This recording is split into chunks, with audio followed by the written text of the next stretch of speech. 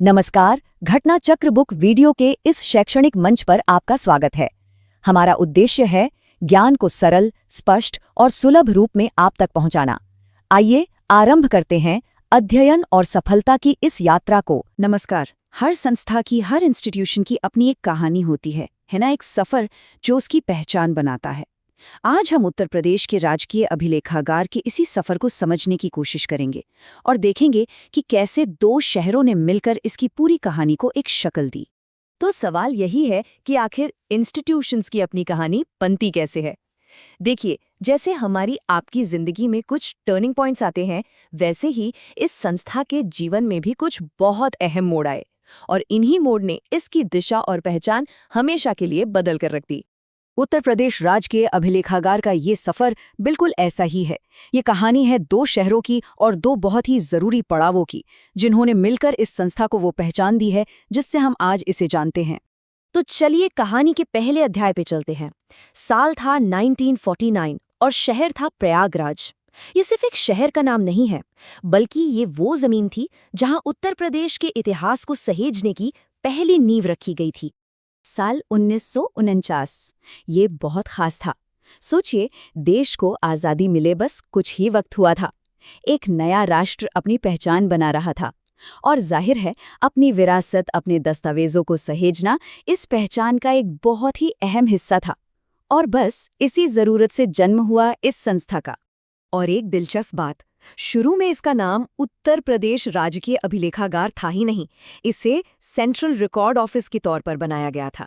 ये नाम अपने आप में इसका शुरुआती मकसद साफ साफ बता देता है, सारे रिकॉर्ड्स को एक जगह सेंट्रली संभाल कर रखना। और इसका पहला भर था इलाहाबाद, जिसे आज हम सब प्रयागराज के नाम से जानते हैं।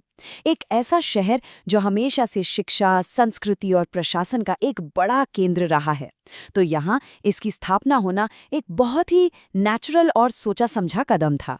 चलिए अब कहानी में थोड़ा आगे बढ़ते हैं, लगभग 2.5 दशक आगे, दूसरे बड़े पड़ाव की ओर। ये एक ऐसा मोड़ था जहां न सिर्फ संस्था का पता बल्कि उसकी पहचान भी एक नए दौर में दाखिल होने वाली थी। वो साल था 1973। ये तारीख अभिलेखागार के इतिहास में एक मील का पत्थर साबित हुई। प्रयागराज में लगभग 24 साल गुजारने के बाद अब संस्था के लिए एक बड़े और स्ट्रेटेजिक बदलाव का वक्त आ चुका था। तो 1973 में सेंट्रल रिकॉर्ड ऑफिस को प्रयागराज से लखनऊ शिफ्ट कर दिया गया। ये सिर्फ एक ज्योग्राफिकल बदलाव नहीं था। प्रदेश की राजधानी में आने से इस संस्था का कद और इसका महत्व दोनों ही कई गुना बढ़ गए। तो ये थे इस संस्था के सफर के दो सबसे अहम हिस्से, एक शुरुआत और एक नया मोड़, और इन दोनों ने ही मिलकर इसकी आज की पहचान को गढ़ा है। ये टाइमलाइन हमें पूरी कहानी एक नज़र में दिखाती है। देखिए कैसे सिर्फ 2 तारीखें इस संस्था की पूरी यात्रा को बयां कर देती हैं।